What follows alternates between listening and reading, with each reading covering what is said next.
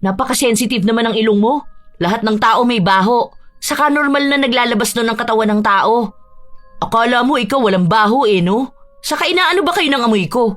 Hindi kami makafocus sa trabaho dahil nahihilo kami sa amoy mo. Akala mo ba hindi nakaka-stress kapag may mabaho sa paligid? Nasa opisina tayo, nagsusuot ka ng office attire pero amoy binuro na sibuyas ka. Hindi lang namin masabi sa'yo dahil alam namin na magagalit ka. Pero sobra na talaga. Hindi na ako makatiis lalo na katabi mo pa ako. Alisin mo na yung electric fan sa tabi mo kasi mamamatay na kami sa baho mo. Minsan, ang sariling amoy ay nagiging malaking epekto sa mga nakakasalamuha. Mukha lang itong simple kung sa pansarili. Pero kung sa iba, marami ang nahihirapan magtrabaho o kumilos, lalo na kung mabaho ang kanilang kasama. Ganon kasi si Ethel. Hindi niya inaalala ang mga tao sa paligid niya, lalo na sa amoy niya. Ano kaya ang magiging kaparusahan para magkaroon ng pagkatuto ang mabantot na babae? Oh, okay ka lang ba? Bakit ka nasusuka? Ito, ilagay mo to sa sikmura mo. Mainit yan kasi magkakapisa na ako Ititimpla ko pa lang. Ano ba, nahihilo ka ba? Meron akong katingko dun sa lamesa ko. Hindi ko na talaga kaya, be. Kalilipat ko lang ng upuan pero feeling ko mamamatay na ako sa amoy ni Ethel. Grabe, katabi ko pa siya. Lumapit siya sa akin. As in, ganito lang kalapit mukha niya sa akin. Nagtanong siya, hanep, nanarampal yung amoy ng bibig niya, be. Parang amoy imbornal. Hindi, mas malala pa pala dun. Alam mo yung amoy ng patay na daga? Ganon. Hindi ko kinaya talaga. Ay, Diyos ko, akala ko doon ako sa suka sa harapan ng pisi ko. Si Ate Ethel pala. Kawawa ka naman doon. Kawawa talaga ako, no? Hindi ko talaga kinakaya. Parang gusto ko nalang mag-resign Parang mag-file na ako mamaya. Wala akong pakialam kahit kulang sila ng tao. Awa na lang, Diyos ko po. Huwag lang nila akong itabi sa kanya. Kahit doon na lang ako sa labas mag-office ko, okay lang sa akin. Mag-request ka na lang kaya. Hindi ko rin kasi alam kung bakit hindi pa siya nililipat ng office. Buti nakakaya niyong makasama siya sa dorm, no? Imagine, naka-aircon kayo doon. Lasap na lasap ninyo yung baho niya. Nag-request na kaming magpalipat. Pero kasi, hindi pa kami pinapayagan sa ngayon.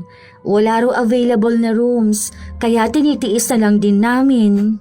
Hanep, di ko kaya yun, be. Baka sa hallway na lang talaga ako matutulog pag ganun. Grabe naman yun. Sana naman may magsabi sa kanya na linisin niya naman ang katawan niya. Apektado tayo mga nasa paligid niya. Kung hindi siya nababahuan sa sarili niya, maawa naman siya sa atin.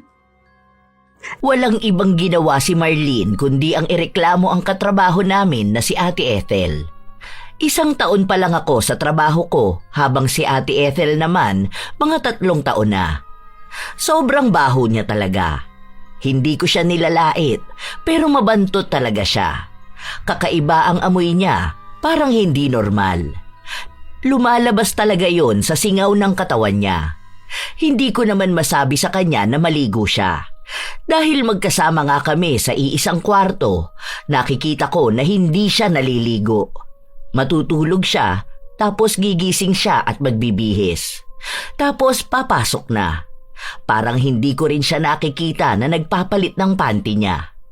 Ang dahilan niya, kami-kami lang naman daw ang magkakasama. Saka sayang ang damit niya. Hanggat pwede pa naman daw, hindi niya agad papalitan.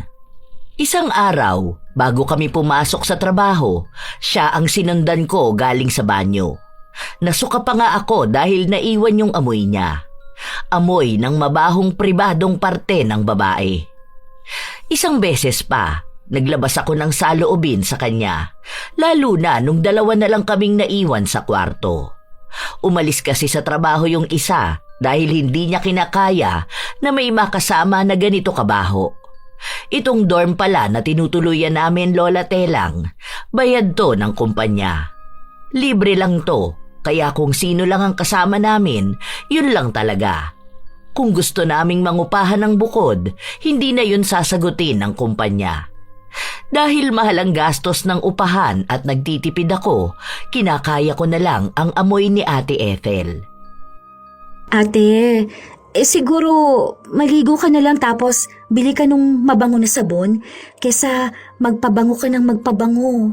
Bakit ka ba nakikialam sa akin, ha? Concern lang kasi ako sa'yo. Wala akong pakialam sa'yo. Saka wala akong pakialam sa kahit na sino sa inyong nagsasabi sa akin na mabaho ako.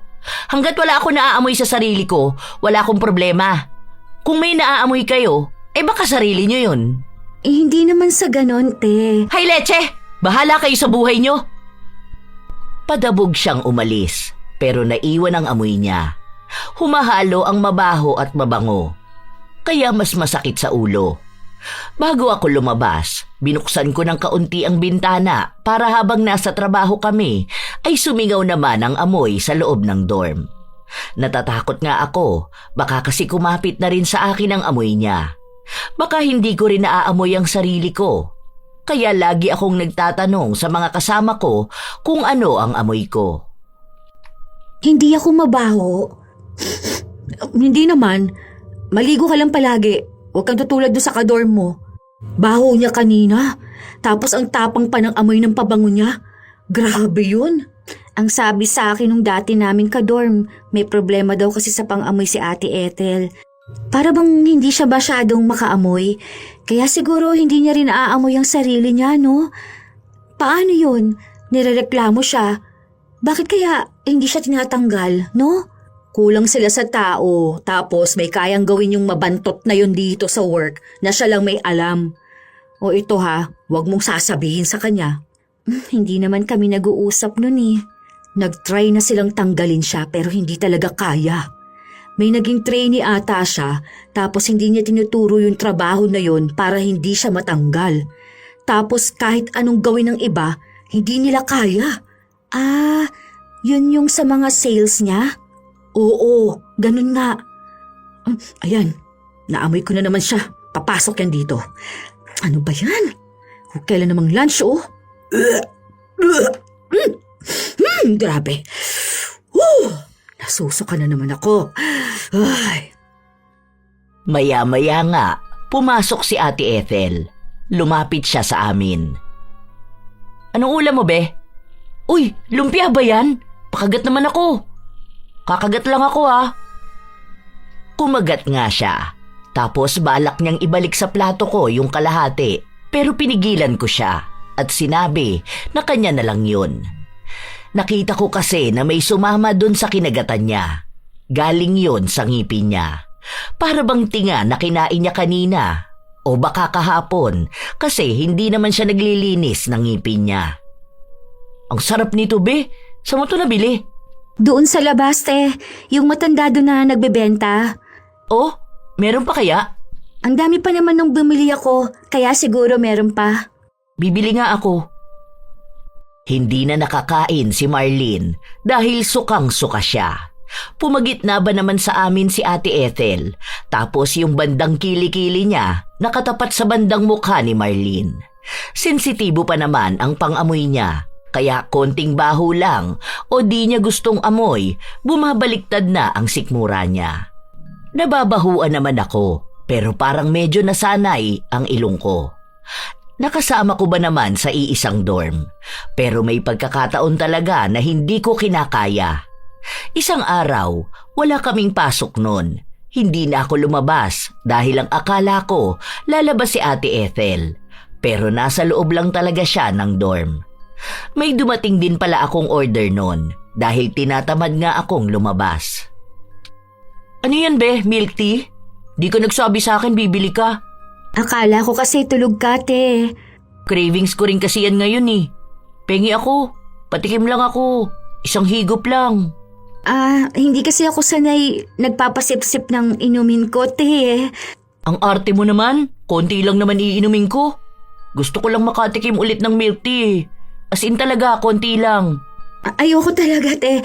Order ka na lang ng iyo. Ito naman parang others. Konti nga lang eh. Akin na, promise, konti lang iinumin ko. Ay, sige, te. Iyo na lang yan. Bakit ba ang arte mo? Ano ba akala mo sa akin may nakamamatay na sakit? Sure ka ba ayaw mo ba? ininuman mo na. Ayoko na niyan. Okay, sige. Bahala ka. Thank you rito ha. Paano ko ba namang hindi aayawan? Nakadampi na ang labi niya sa straw. Tapos sumayad pa yung ngipin niya na malamang may mga sumama na tartar. O kung anumang dumi sa ngipin niya. Maarte na siguro ko, pero ayoko talaga na may kasalo ako sa kinakain ko. Kaya kapag nadampian na ng labi ng iba, ayoko na talaga. Madalas na ganon ang ginagawa niya sa akin. Isang araw, pinagsabihan ko na naman siya tungkol sa amoy niya. Gusto ko kasing malaman niya. Ano ba kasing ilong meron ka? Alam mo, ikaw lang panay reklamo sa akin. Hindi ako ang naaamoy mo ha. Sarili mo na yan. Nagbibigay lang naman ako ng advice sa'yo, te. Para sa'yo rin naman to eh. Kahit sana yung panghugas na lang ng ano mo. Kasi iba talaga yung amoy. Tapos kapag meron ka pa, parang hindi ka kaagad nagpapalit ng napkin mo kahit punong-puno na. Malansa kasi yung amoy nun, te. Tapos sana mag-deodorant ka. Ako, sinasabi ko to ha, para hindi ka napag-usapan ng mga katrabaho natin. Kasi sa totoo lang, ayaw ka nilang katabi. Mas ayaw ko naman silang katabi, no? Hindi naman po pwedeng ganun yung sasabihin mo, te. Paano kapag nasa labas ka, ang lakas kasi ng putok mo? Ang kapal naman ng mukha mo. Wala akong amoy, no? Saka ang mahal ng pabango ko para sabihin mong amoy putok ako. Hindi naman ako nagsisinungaling, te. Hindi ko may paliwanag kung anong klaseng amoy yun. Pero talagang kapag katabi ka namin, o kaya dadaan ka, parang naninipa yung amoy mo. Eh kung ikaw kaya ang sipain ko. Tandaan mo malapit ang bibig sa ilong. Kaya yung naaamoy mo sa akin, naaamoy mo yung sarili mo. Huwag mo ibintang sa ibang tao ang sarili mong baho, ha? Para sa'yo naman tong sinasabi ko eh. Kasi parehas tayong babae. Nakakahiya naman kung pag-uusapan ka ng hindi mo alam, di ba? Ang dami na kayang nagrereklamo dun sa office. Tapos hindi ka pa nagtutoothbrush. Tapos ang hilig mong makisubo ng pagkain sa iba. Nakikinom ka pa ng tubig o kaya ng milk tea. Kung alam mo lang na amoy bulok na bagang yung bibig mo, sana magpa-check up ka naman, te. Magpalinis ka ng ngipin mo o kaya magpabunot ka. Tapos kahit na hindi ka nagsasalita, naaamoy na bad breath ka eh. Hindi nga ako yun. Ang tigas naman ang ulo nyo. Hindi nga ako mabaho. Alam mo, wag mo na ako bad tripin. Matutulog na lang ako. Maligo ka bukas, te. Linisan mo ang sarili mo. Tapos magpalit ka ng sapin mo kasi parang 3 years na rin pati punda mo eh. Hindi ka pa rin talaga tumitigil magsalita, ano? Ano ba problema mo sa akin? Apektado ka ba ng amoy ko? Apektado kami, te. Kasi sa totoo lang, hirap kami makapagtrabaho ng maayos. Naka-aircon tayo, tapos may fan pa sa gilid mo. Kapag binubuksan mo yon, papunta sa amin yung amoy mo. Sobrang baho talaga, te. Nahihilo kami. Sumasakit yung ulo namin kaya sa halip na makapag-focus kami sa trabaho, pinipilit namin kayanin yung amoy. Hindi naman ako magsasabi ng ganito kung hindi totoo, te.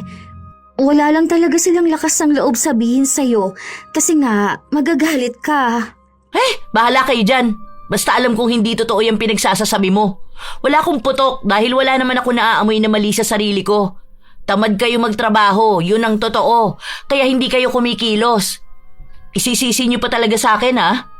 Alam ko na. Kaya mo sinasabi yan para bumaba ang self-confidence ko, no? Kaya ako nga sinasabi para nga maging maayos ka naman. Te, babae ka. Proper hygiene sana. Yung private part mo, as in, may amoy talaga eh.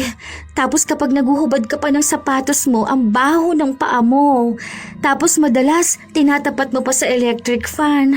Hala, sorry ha. Pasensya na kung naaamoy niyo yung sarili niyong baho. Kahit na anong sabihin ko, hindi talaga siya nakikinig. Ako lang ang may lakas ng loob na magsalita sa kanya dahil kapag ibang tao ang gumawa nun, aawayin niya lang. Malakas siya mang-asar at mambuli sa opisina. Pero kapag siya na yung pinagsabihan kahit na totoo, magagalit siya. Kapag nagalit siya, gagawa siya ng paraan para manira ng ibang tao. Hindi ko alam kung bakit matamad na tamad siyang asikasuhin ang sarili niya. Kasi sa totoo lang, ang dali naman sanang maglinis ng katawan. Iniisip ko nga kung paano ba siya noong bata siya. Ganyan na ba siya katamad? Ganyan ba talaga siya kabaho? Kapag pinagsasabihan siya, hindi siya nakikinig? Kahit na pinagsabihan ko na siya noon, kinabukasan, hindi siya naligo. Nagpalit lang siya ng damit tapos inubos niya lang lahat ng pabango sa katawan niya. Parang sinasabi niya sa akin na mabango na siya. Pagpasok sa opisina, nakita kong naka-face mask na ang mga katabi niya at may salompas na ginupit na nakalagay sa sentido nila. Mukhang makapal din ang tissue na nasa loob ng face mask.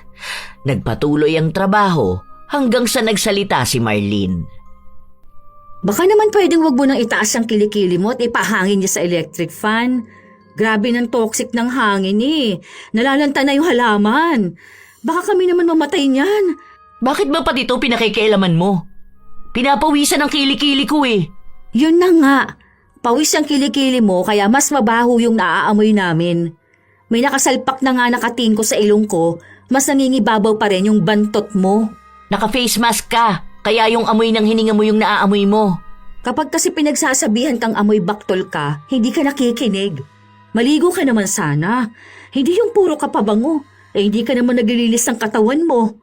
Inuna mo pa talaga mag-makeup ha, kesa maglagay ng deodorant. Hindi mo ba kayang bumili ng tawas? O sige, ako na lang ang bibili para sa'yo, pero utang na loob. Sabunin mo naman ang kilikili mo, tapos lagyan mo ng tawas. Ang baho mo talaga. Napaka-sensitive naman ang ilong mo. Lahat ng tao may baho. Saka normal na naglalabas nun ng katawan ng tao. Akala mo ikaw walang baho eh, no? Saka inaano ba kayo ng amoy ko? Hindi kami makafocus sa trabaho dahil nahihilo kami sa amoy mo. Akala mo ba hindi nakaka-stress kapag may mabaho sa paligid? Nasa opisina tayo, nagsusuot ka ng office attire, pero amoy na binuro na sibuyas ka. Hindi lang namin masabi sa'yo eh, dahil alam namin na magagalit ka. Pero sobra na talaga. Di na ako makatiis lalo na katabi mo pa ako. Alisin mo na yung electric fan sa tabi mo kasi mamamatay na kami sa baho mo. Ayaw mo makaamoy ng mabaho. Doon ka sa impyerno. Oy, bakit pa papunta doon kung andito na yung amoy demonyo? Ay talaga ba? Eh di mas lalo ko itataas at ipapaamoy sa inyo yung kilikili ko. Akala nyo ang aarte nyo. Mas lalong inasar ni Ate Ethel ang mga katabi niya.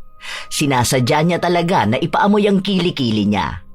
Dahil sa inis ni Marlene, mukhang kinuha niya yung deodorant niya at inispray niya kay Ate Ethel. Doon na sila mas nagtalo pa, kaya napatawag sila sa HR. Dalawa yata silang napagsabihan. Hindi ko pa alam kung anong pinag-usapan doon, pero mamaya magtatanong ako kay Marlene. Nagpatuloy ang trabaho namin hanggang sa nagtanghali na. Nung kumain na kami, nagtanong agad ako kay Marlene. Pinagalitan kaming dalawa, pero yung HR natin pipi masyado no? Hindi magsabi ng totoo. Nakakainis. Hindi niya sabihin na ang bantot naman talaga ni Ethel. Kahit naman anong sabihin kay Ate Ethel, hindi naman siya nakikinig. Sinabihan ko na nga siya. Tapos nagsuggest na rin ako pero wala eh. Ayaw niya magbago. Tapos mas lalo pa siyang nang-aasar. Yun na nga ang isa sa kinaiinis ko. Itinaas niya pa sa bangko niya yung paa. Pwede lahat nagsingawan. Nakaka-stress. Ang lala talaga. Para naman sa kanya yung sinasabi. Kaya walang nagsasabi sa kanya kasi nahihiya o kaya natatakot sa kanya. Kaso hindi ko talaga kinaya kanina. Sobra. Pawis na pawis siya. Ay, kung alam mo lang, akala ko hindi na ako makakahinga kanina. Kaya panay ako paalam pupunta ng CR eh. Hindi pa ako tapos sa trabaho ko. Mamadaliin ko ang kumain para makagawa na ako. Kapag andyan na kasi yon, wala na. Mamatay na naman ako. Hindi ko alam paano siya magbabago. Ayaw niya kasing linisan yung sarili niya eh. Lagi niyang sinasabi na wala siyang naaamoy. Tapos mahilig siya sa make-up. Nakakasuka siyang babae sa totoo lang. Ay, nako. Kaya siguro kahit rentahin na siya wala siyang jowa. Sino ba namang makakatiis sa ganyan ano? What if nag-anuhan sila? Sige nga, tapos itinaas niya yung kilikili niya. Di namatay ang jowa niya. Pero mahal daw ang pabango niya. May pambili naman siya nun, pero ayaw niyang bumili ng tama lang para sa kanya. I mean, yung sabon, shampoo, o kaya pH care, panghugas niya. Isa pa yan, Diyos ko po. Patawarin talaga ako sa mga masasabi ko. Sobrang baho. Napakabaho ng ano niya. Diyos mio, sinundan ko siya sa cubicle ay kung alam mo lang. Yung amoy ng ano niya, grabe. Amoy patis na, ewan ko, hindi mo maintindihan. Basta sobrang baho, na parang malansa. Feeling ko yung panty nun, nangingitim na eh. Alam mo yung may lumalabas sa kanya tapos natuyo sa panty tapos hindi pa pinapalitan. Ganon na ganon ang amoy. Baka akala mo, hindi ko alam ang amoy. Magka-dorm kaya kami. Kaya nga sabi ko na bumili siya ng pH care. Para naman kako mawala yung amoy. Kung hindi kaya magpa-check up siya. Kasi kako hindi talaga normal na maamoy yung ano ng babae. Baka may sakit na siya. Hindi lang kamo siya naguhugas, period. Kahit tubig lang yun kung maayos siya naglilinis, hindi siya mangangamoy. Kaloka. Ewan ko nga paano mo natitiis yun. Hindi ko talaga kaya yung ganun. Ang baho niya, grabe. Ayaw pang makinig. Kapag sinasabihan siyang mabaho, akala mo inaapi ng mundo. Parang naman sana sa kanya yung sinasabi na yun.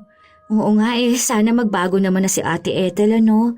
Sayang, ang ganda pa naman niya. Aanhin naman niya yung ganda niya kung mabantot siya, di ba? Ilang araw pa ang lumipas, wala pa ring nagbabago kay Ate Ethel.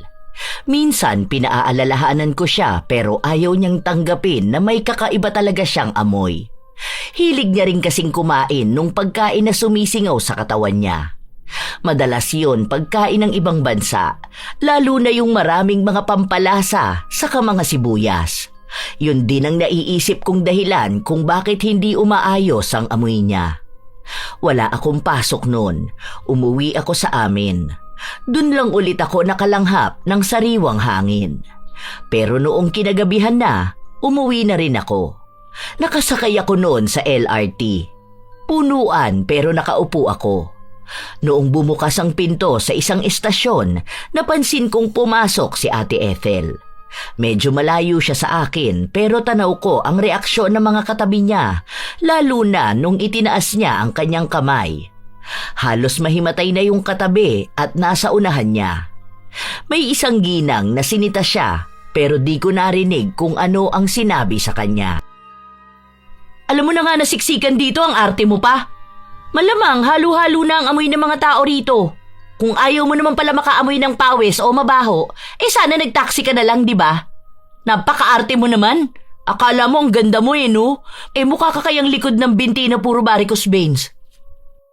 Mukhang nagalit yung ginang. Ang alam ko lang sinasabi sa kanya na mabaho siya, pati yung mga katabi niya. Pero wala siyang ibang pakialam. Itinaas niya pa nga lalo ang kanyang kamay kung saan naamoy ng mas marami. Siksikan pa naman nun. Talagang may nakatayo at nakasiksik malapit sa kilikili niya. Hindi siya nakakatuwang tingnan dahil naaawa ako doon sa mga mas malapit sa kanya dahil alam ko kung ano ang amoy niya.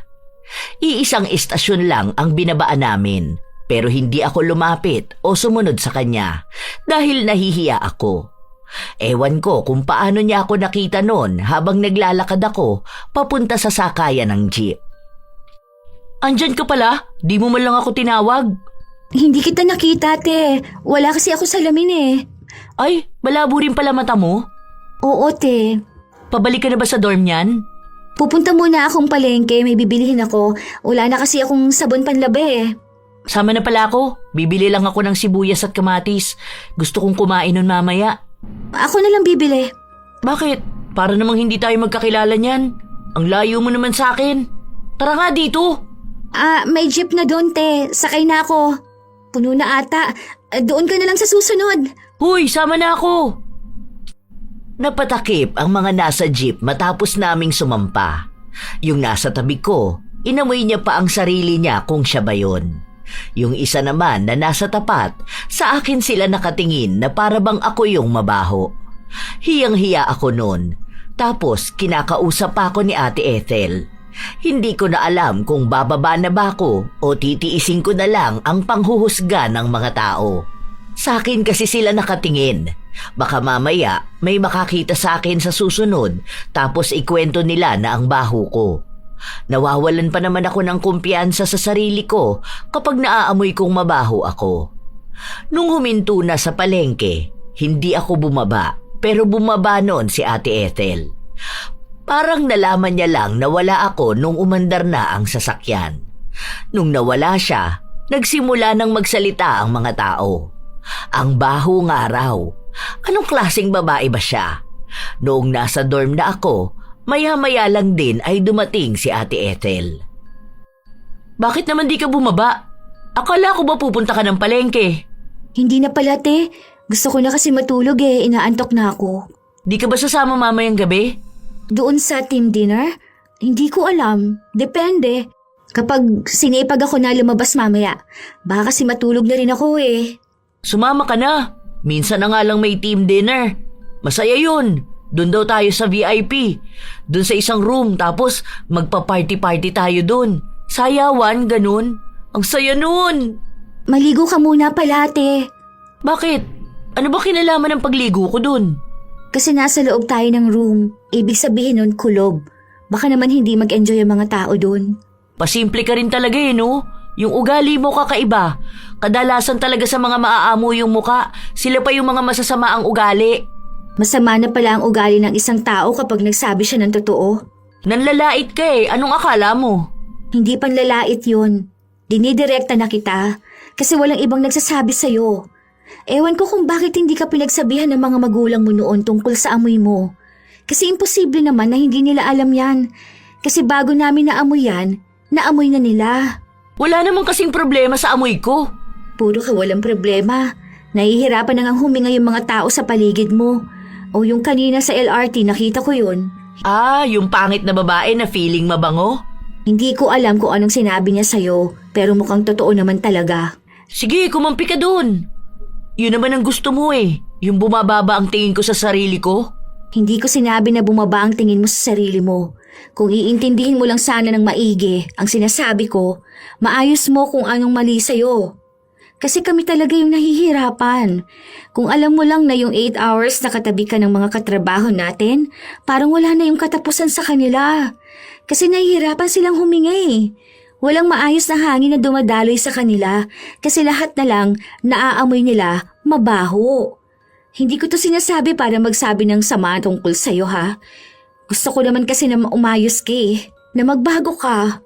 Anong babaguhin ko? Sa ganito na talaga ako. Kayo mag-adjust sa akin.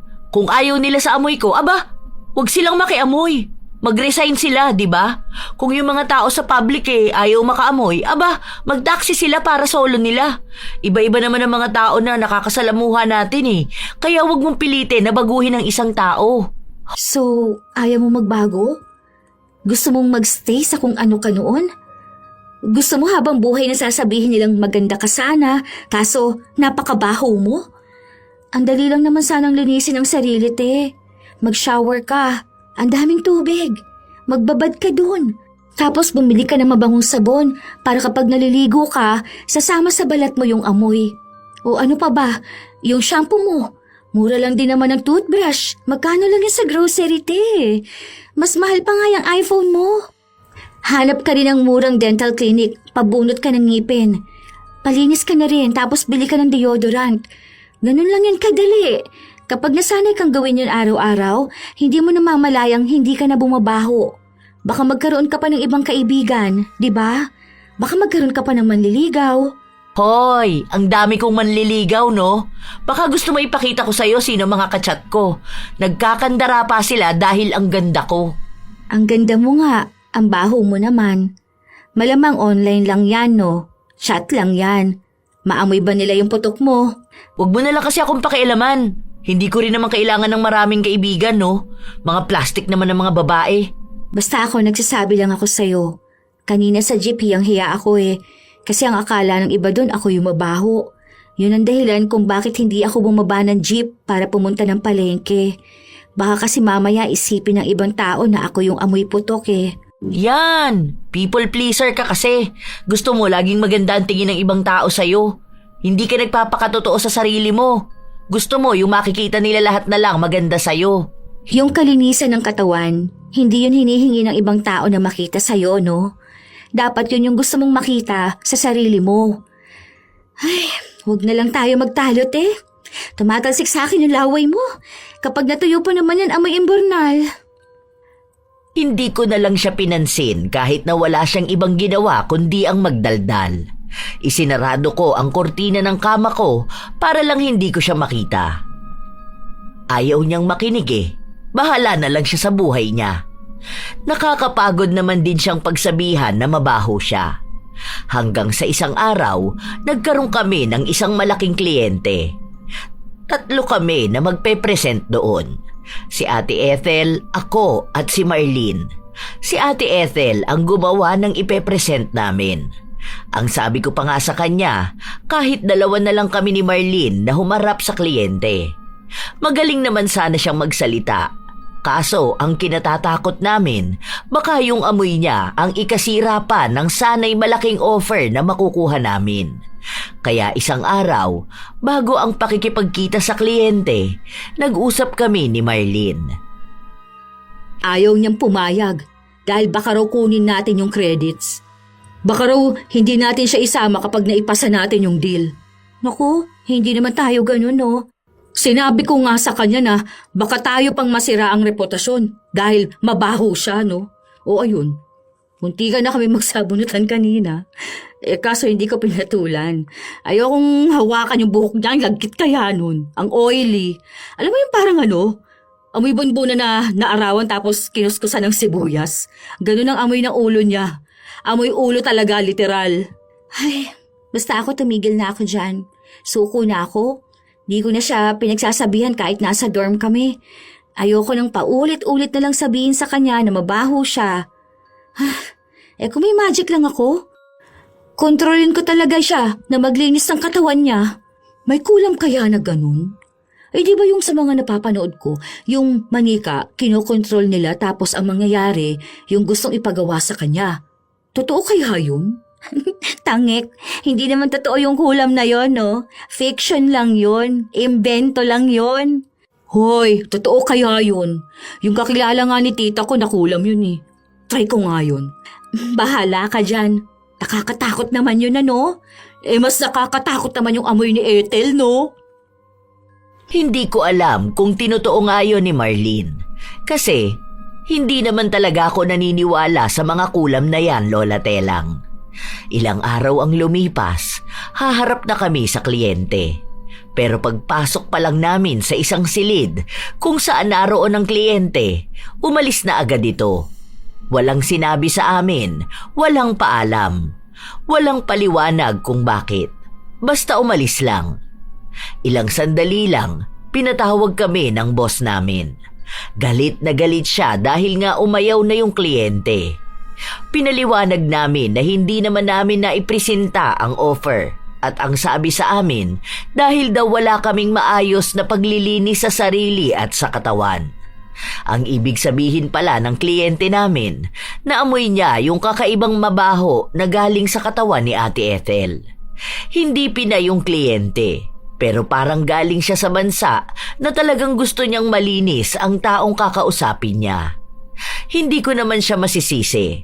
Dahil sino ba naman ang gustong makausap ng taong mabaho? Ang arte nun ah. Hayaan nyo na yun.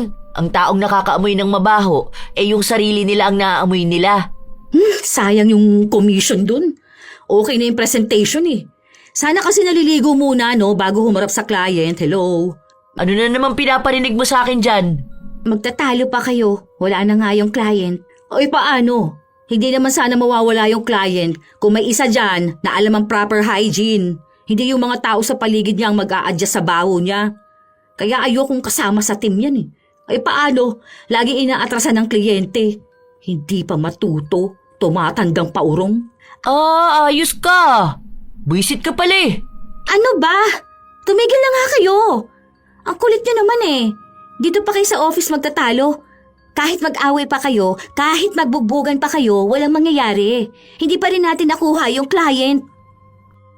Isa rin naman ako sa naiinis dahil sa nangyari. Nasayang ang puyat ko para lang makapagpresenta ng maayos. Tapos aayawan lang kami dahil sa baho ni Ate Ethel. Ilang oras pa ang lumipas. Laging nagbabangayan sina Marlene at Ate Ethel. Pero ako, hinahayaan ko na lang silang dalawa. Isang umaga, maaga akong nagising noon dahil maliligo ako. Nagulat ako na parang bukas ang shower. Naliligo ata noon si Ate Ethel. Maya-maya pa, lumabas siya ng banyo. Naligo siya. Sa unang pagkakataon, nakita ko siyang naligo ng maayos. Ang problema lang, ang sabon niya, naaamoy ko na sabon ko. Hiniram ko muna sabon mo, Bea. Ang kati ng katawan ko sobra. Tapos yung panghilod mo rin, kinuskus ko sa paa ko. Yung panghilod, te. Yung maliit na parang toothbrush. Brush ko yun sa mukha ko eh. Tsaka bakit mo naman ginamit yung sabon ko? Sabi ko sa'yo bumili ka ng sarili mong sabon, di ba? Ang katinga ng katawan ko, di ba? Hindi matanggal-tanggal kaya binasa ko. Nung kinuskus ko nang walang sabon, ayaw talaga matanggal. Kaya naglagay ako ng sabon. Nakita ko dyan sa gilid ng higaan mo, ginamit ko muna. Para sabon lang ayaw mo pang ipahiram. Personal kasi yung sabon ko. Ayan, nangangati ka na sa sobrang kabahuan mo. Pero sa susunod naman, gamit mo yung gamitin mo ha. Huwag yung sa iba. Nagpalit ako ng sabon. Tawagin na niya akong maarte, pero hindi talaga ako sasabon na ginamit na ng iba. Baka mamaya sa akin pa lumipat yung amoy niya. Habang nasa trabaho kami, reklamo siya ng reklamo na para daw bang may butlig sa kilikili niya. Pigsa pa nga ang sabi niya. Baka kasi kailangan mong maligo araw-araw. Tinutubuan daw ng pigsa kapag hindi naliligo. Tapos maglagay ka ng tawas. Baka mawala yan. Pati yung putok mo. Ang lakas ng putok mo ngayon. Ang kati ng singit ko. Animal naman oh. Bakit naman biglang nagkaganito? Magpalit ka naman kasi ng panty mo. Bakit ba ang dami mong sinasabi? Hindi mo naman to katawan ah. Hindi ko nga yan katawan pero tong hangin na nasa paligid namin, damay kaming nakakalanghap. Ako nga, Dose. Hindi ko alam kung kailan ako magtatanggal ng face mask. Kapag malapit ka kasi feeling ko mamamatay ako sa amoy mo. Nakikiamoy na nga lang kayo?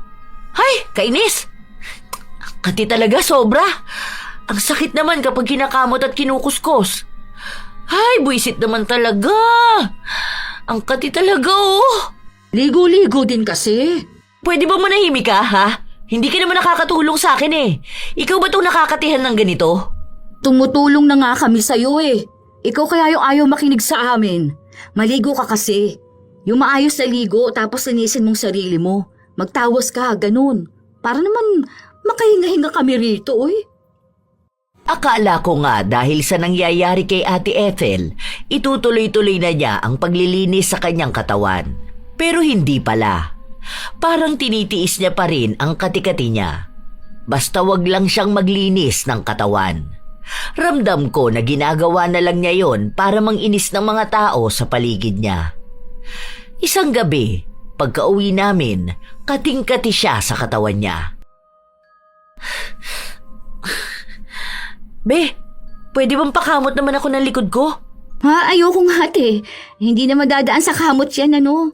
Maligo ka naman kasi. Ang arte mo naman.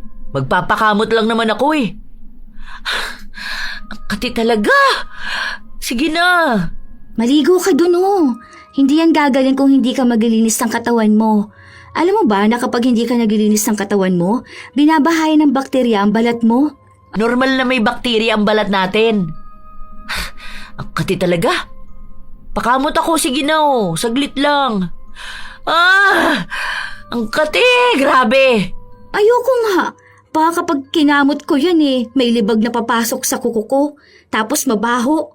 Bahala ka dyan. Kapag kinati ka, maligo ka. Pero huwag mong gagamitin yung sabon ko. Bumili ka dyan sa 7-Eleven sa baba oh. Hindi ko siya pinansin. Pinabayaan ko siyang mangati. Ayoko ngang ako pa ang kakamot sa likod niya. Alam ko na agad kung gaano kakapal na libag ang makukuha ng mga kuko ko. Nakatulog ako noon. Hindi ko alam kung naligo ba siya.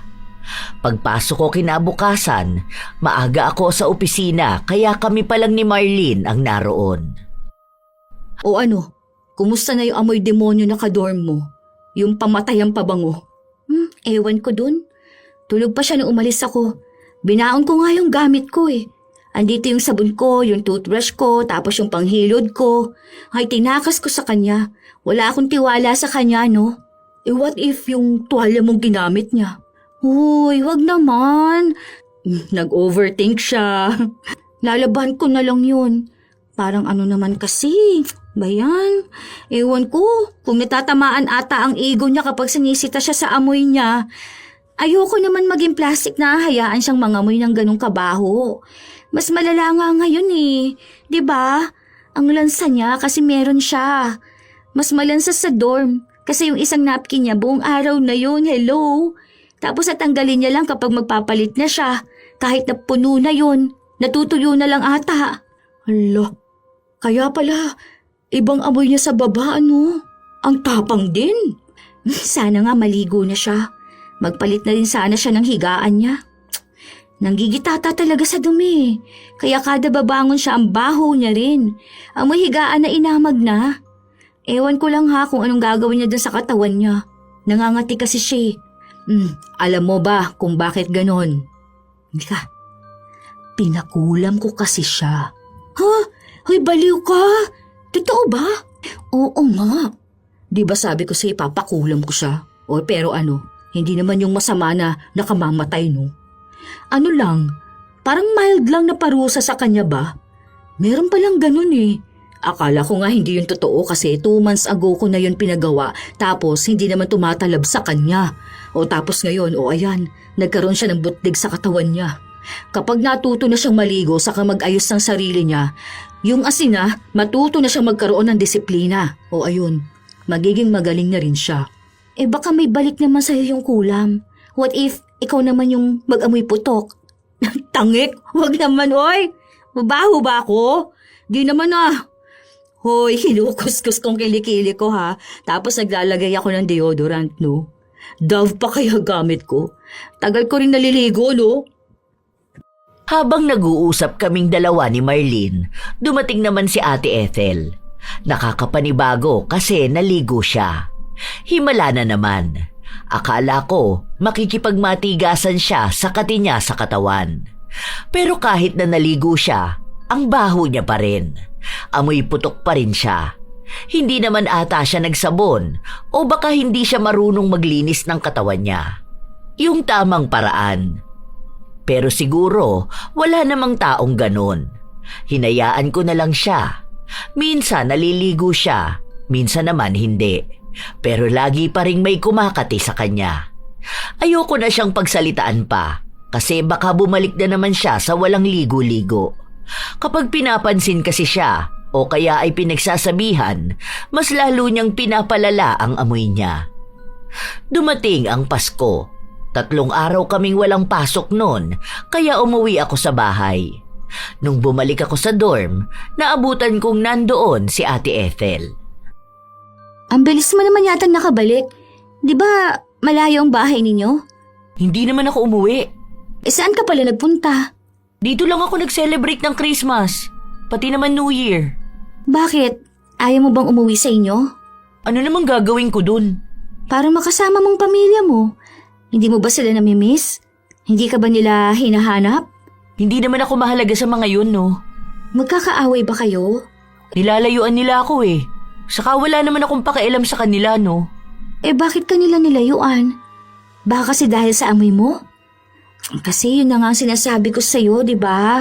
Na baka mawalan na ng ibang tao na lalapit sa'yo dahil sa amoy mo. Ikaw lang din naman ang dahilan kung bakit nagkakaganyan ka eh. Wala ka namang alam. Di sabihin mo sa akin kung ano yung hindi ko alam. Maiintindihan naman kita eh. Maiintindihan mo ko eh, nauna mo na nga ako na judge. Saka wala akong oras ikwento sa ibang tao kung anong buhay ko. Hindi naman tayo magkaibigan. Hindi ko na siya pinilit na sabihin sa akin kung ano ang problema niya. Ang iniisip ko na lang, dahil nga sa amoy niya.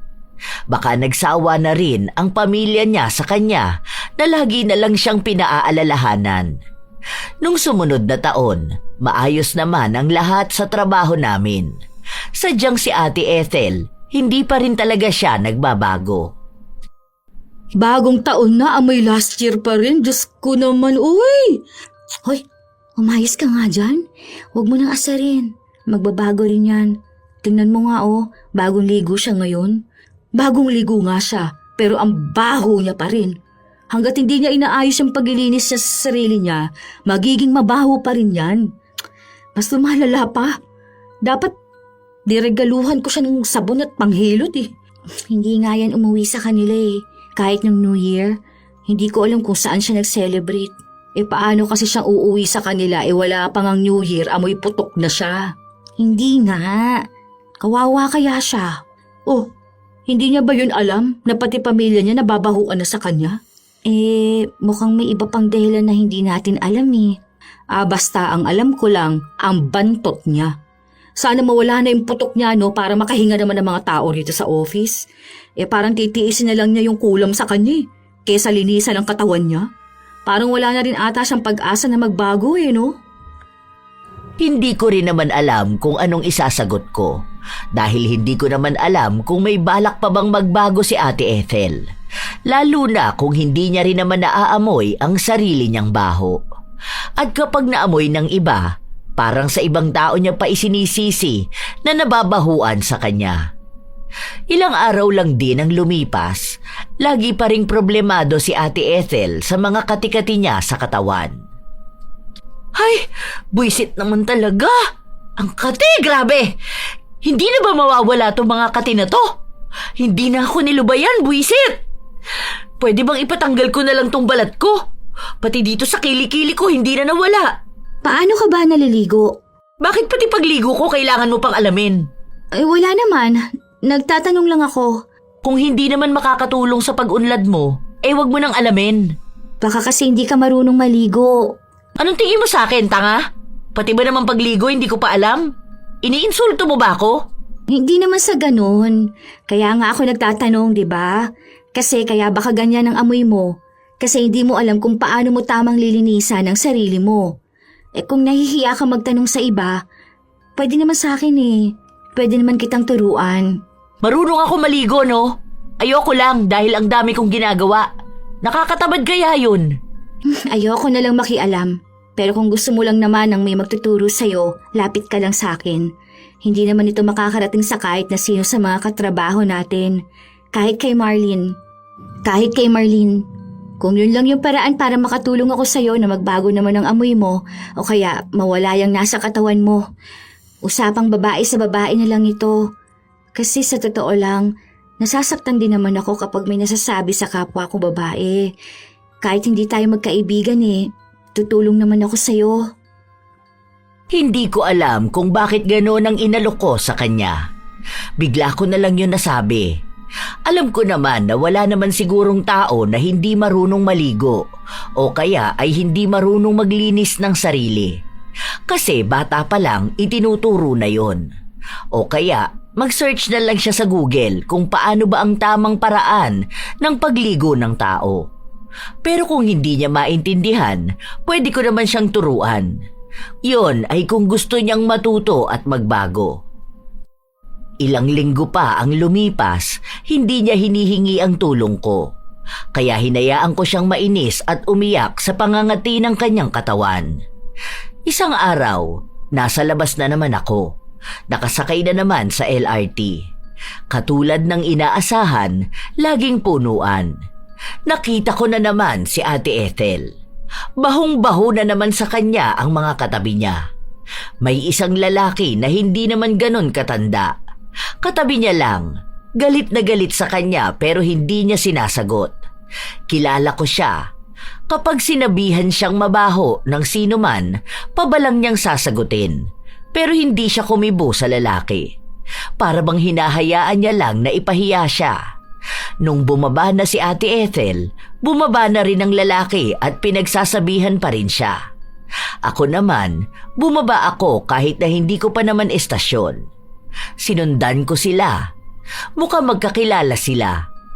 Hindi na ako nagpakita noon. Pagbalik ng dorm, siguro mga 8:00 nung dumating si Ate Ethel. Sana matanggal na lang ang balat ko. Buwisit na mga butlig kasi to eh. Ay, gusto ko na lang kuskusin ng kutsilyo. Sabunin mo lang yan, gagaling yan. Wala ka namang ganito kaya wala kang alam sa nararamdaman ko. Buti sana kung pati ikaw nangangate. Pero nagkaroon din naman ako ng kati-kati sa katawan ko. Minsan kasi nasa paraan lang yan ang paglilinis ng katawan ng tao. Ang kati talaga.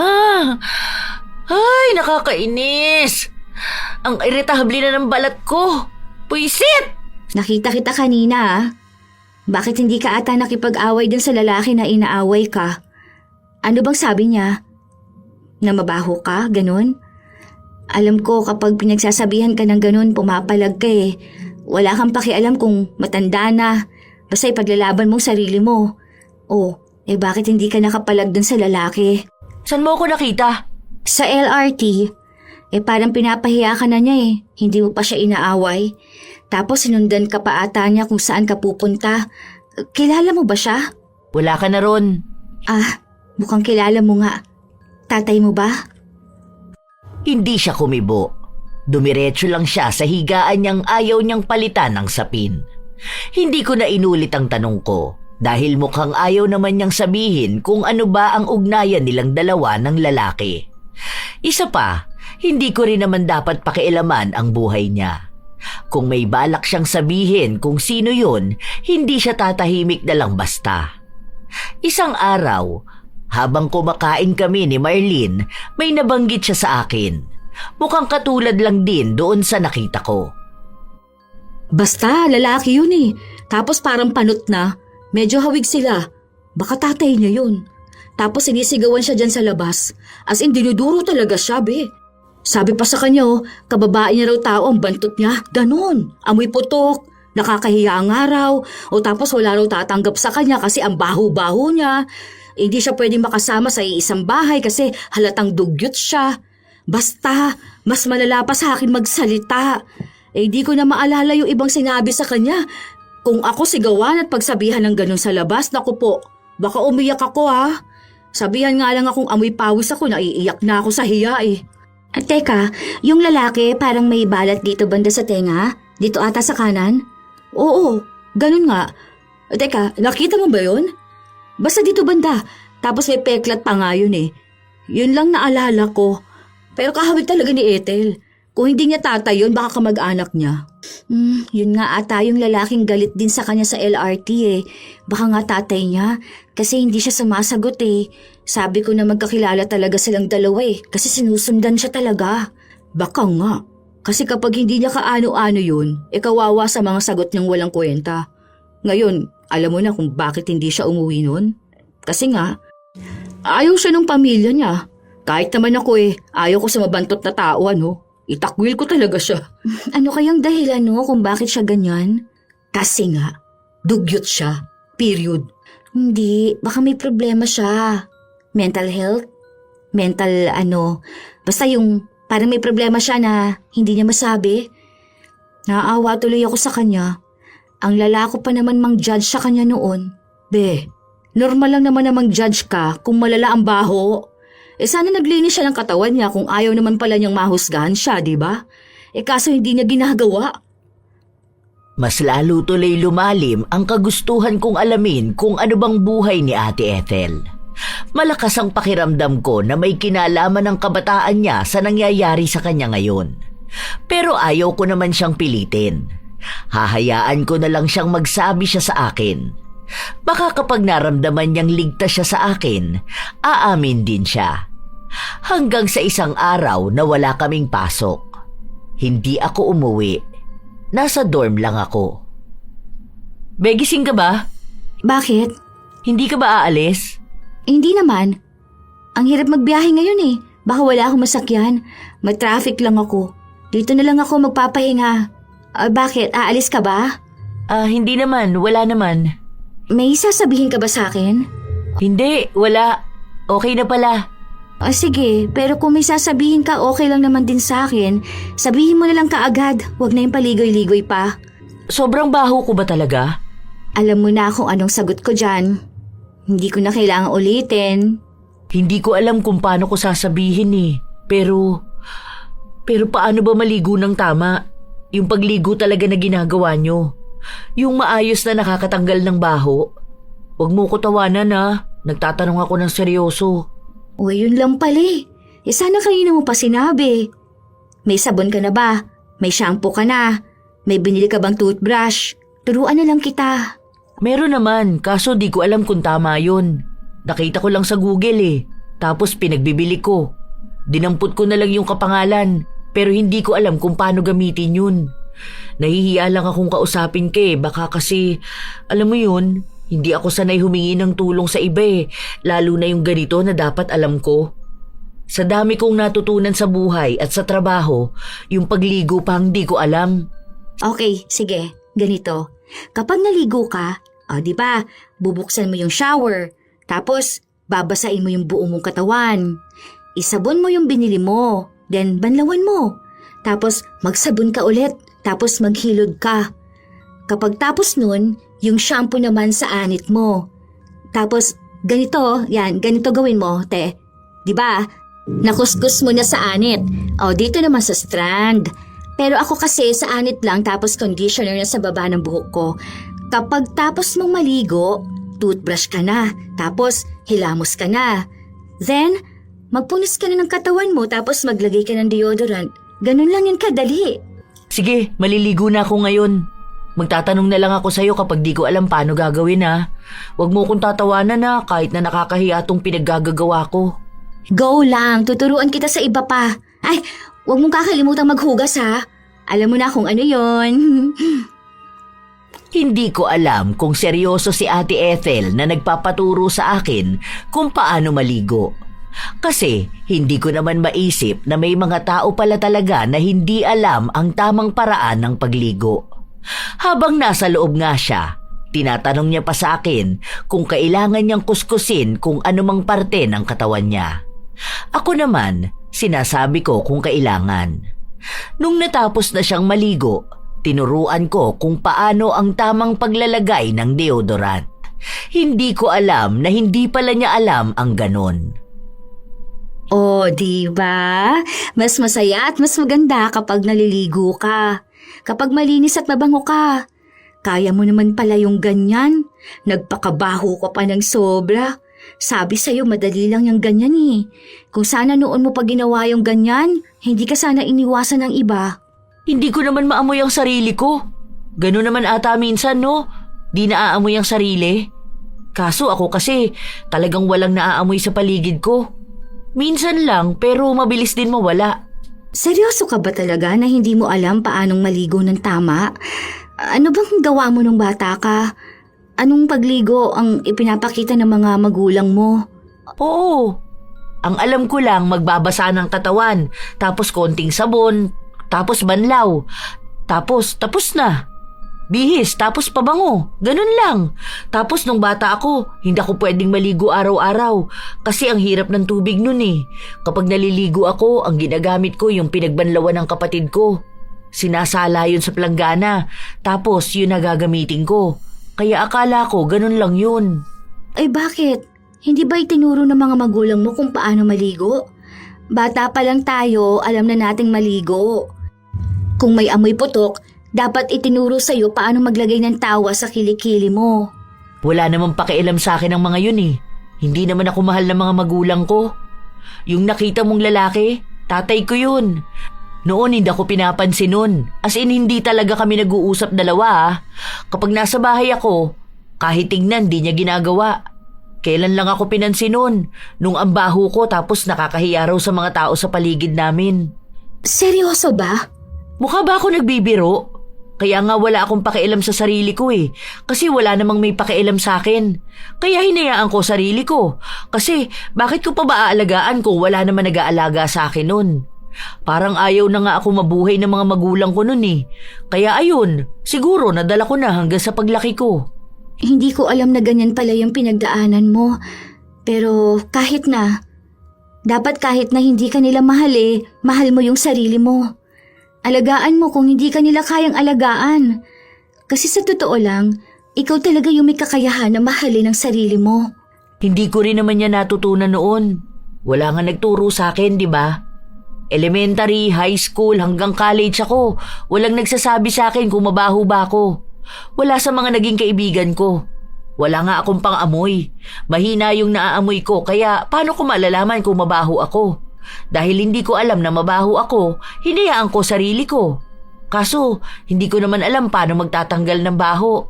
Hindi ko naman masisisi yung mga di nagsasabi sa akin na mabaho ako eh. Kasi baka nga nakaka-offend. At totoo naman din yun.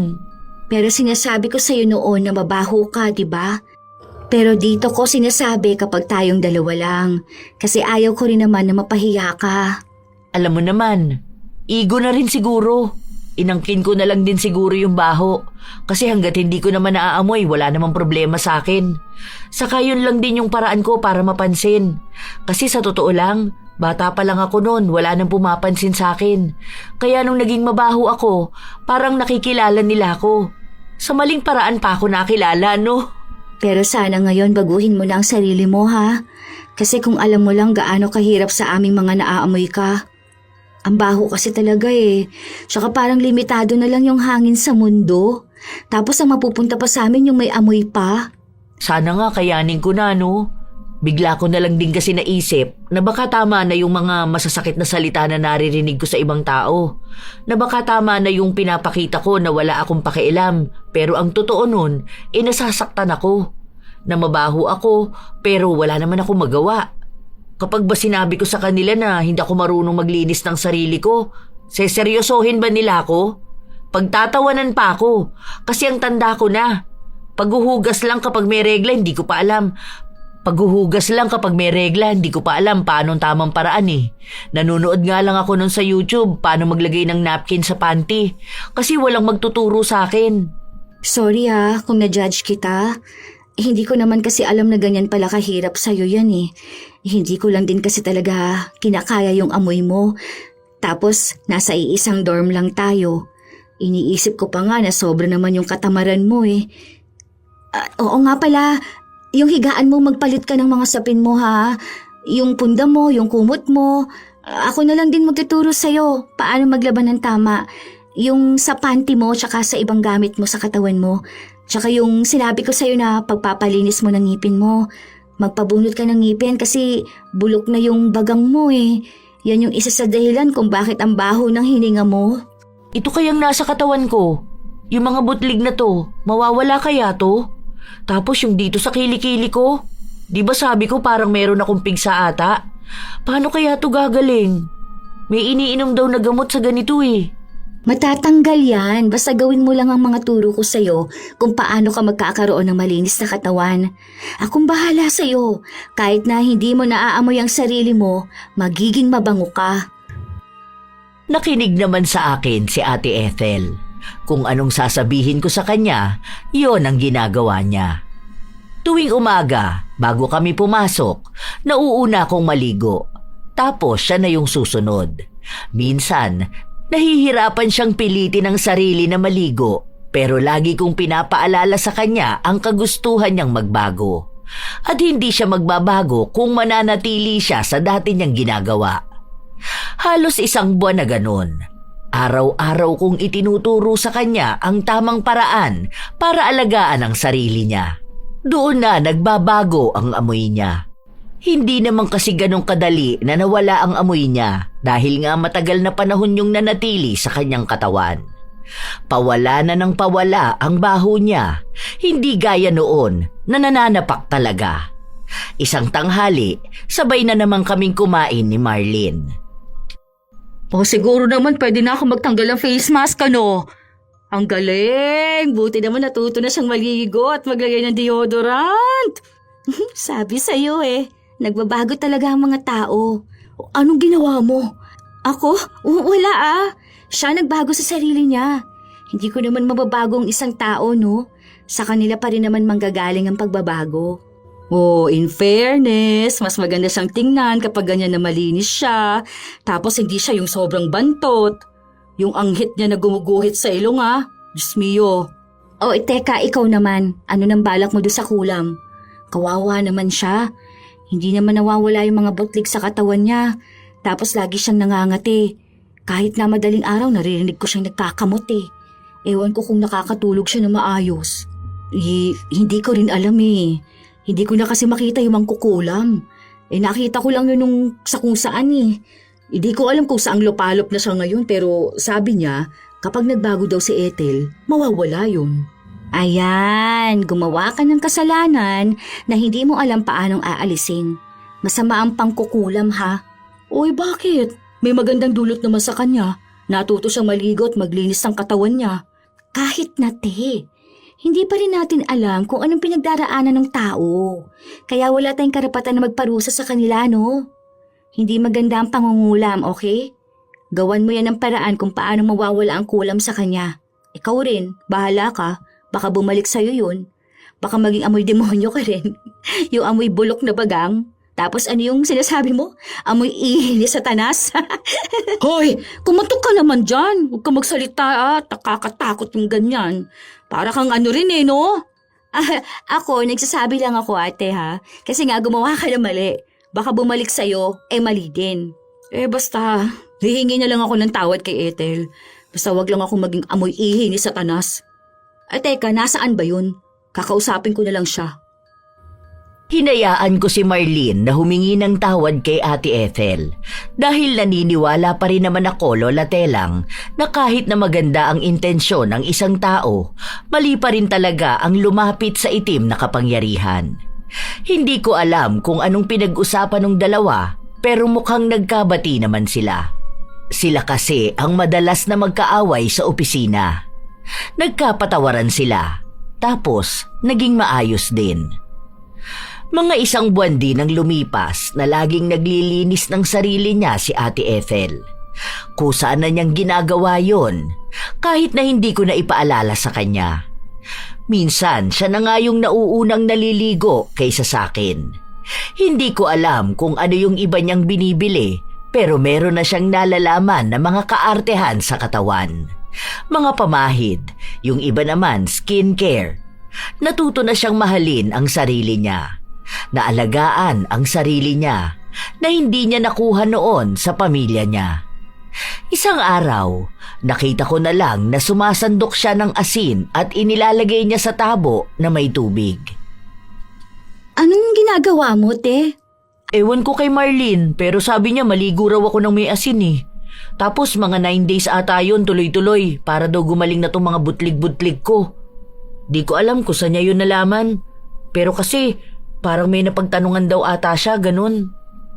Sige. Kung gagaling ka naman talaga dyan, sige na, ligo ka na. Hinayaan ko na siyang gawin kung ano ang gusto niyang gawin. Mukhang yun din ang paraan para matanggal ang kulam na pinagawa sa kanya ni Marlene.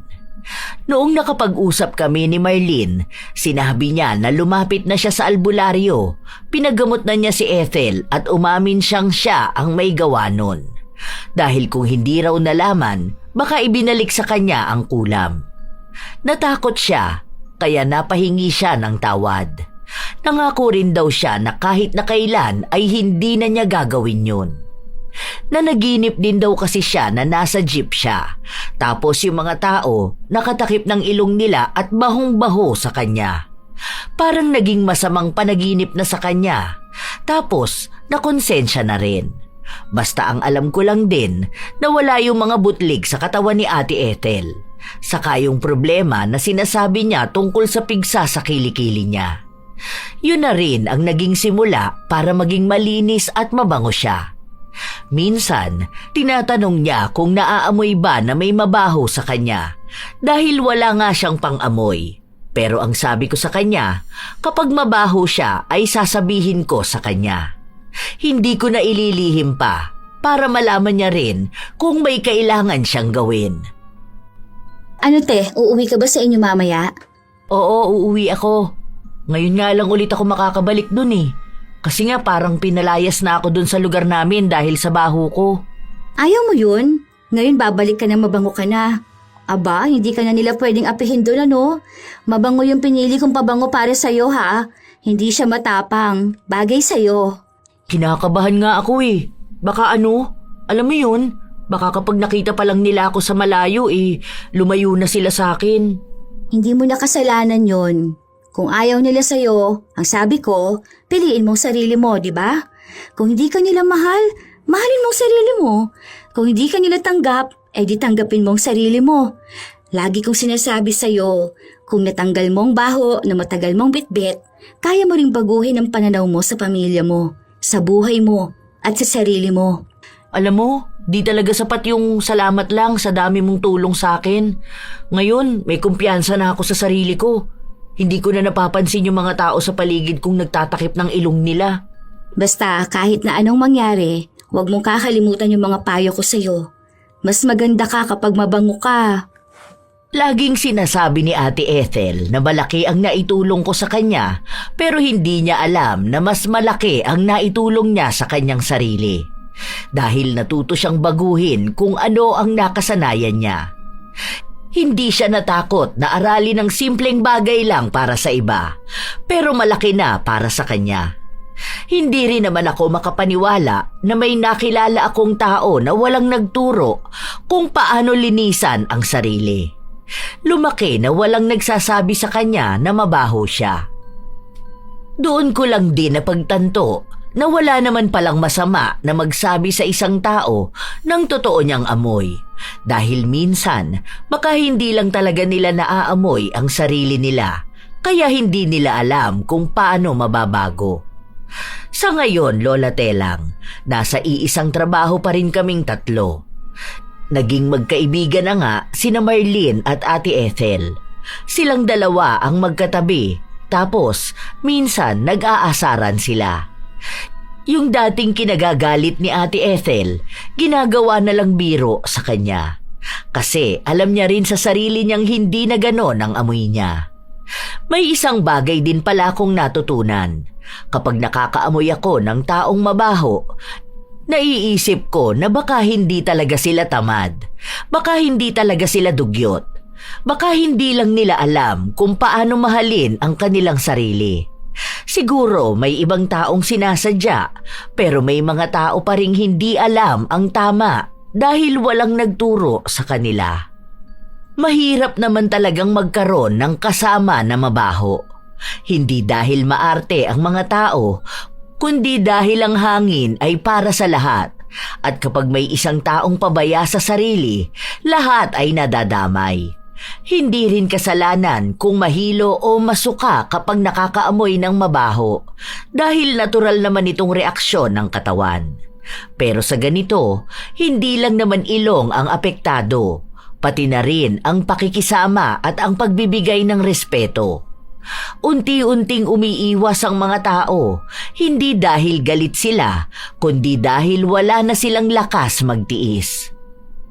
May mga taong mabaho, hindi dahil masama silang tao, kundi dahil hindi sila naturuan, napabayaan o nasanay na sa sariling kalagayan. Pero kapag paulit-ulit ng sinasabi at patuloy pa ring walang ginagawa, doon na pumapasok ang responsibilidad. Hindi lahat ng totoo ay panlalait. Minsan, yun na ang huling paalala bago tuluyang talikuran ng mundo ang isang tao. Huwag sanang gawing kaaway ang isang taong nagsasabi ng totoo na mabaho ka. Lalo na kung para naman yon sa iyong kapakanan. Dahil mas madaling maligo at maglinis ng katawan kaysa maghanap ng bagong kaibigan, bagong trabaho o bagong lugar na tatanggap sa iyo. Tandaan na ang kalinisan ay hindi tungkol sa pagpapaganda, kundi sa paggalang sa sarili at sa hangin na sabay na nilalanghap ng iba. Kaya mga apo, laging maging mabango. Mahirap na ang buhay, kaya huwag na nating pahirapan huminga ang mga tao sa paligid. Kayo ba? May kakilala rin ba kayong mabantot? Isang tao na ayaw magbago kahit sinasabi na sa kanya? Ibahagi nyo naman ang sarili nyong karanasan na makapigil hininga. Kasabay ng inyong komento ukol sa ating bagong kwento. Naway naghatid ito ng magandang aral sa inyo. Shout out sa ilan sa mga masusugid na tagapakinig ng mga istorya ni Lola Telang. Angeline Rabi, Jean Marie Gastar, Hana Beatriz 7, Hazel Fiesta, Lori Inaldo from UAE, Jo Marie Laurente from Tago, Surigao del Sur, Lorena Morate, Charita Dacles, Noemi Garcia Pabunan from Hong Kong, Jen C, Jenna, Giliana, Jairel, Michael at Jairine, Nilda Dultra, Maan Estrada, Mel Santarita, Yolanda Blanco, Larnie Azurin, Ros Maitland, Willaine Elicano, Vivienne Baterbonia, Roy Lacandalo, Kim Charis Ann Leliza. Shout out din sa lahat ng mga laging nakikinig sa iba't ibang sangay ng mga convenience stores gaya ng 7-Eleven at Alphamart na palaging natsetsempohan ng lola. Sa lahat ng mga tagapakinig sa palengke, mga beauty salon, mga patahian, mga taxi at kung saan-saan pa. Ito ang inyong Lola Telang at maraming salamat sa palagi ninyong pakikinig, mga apo.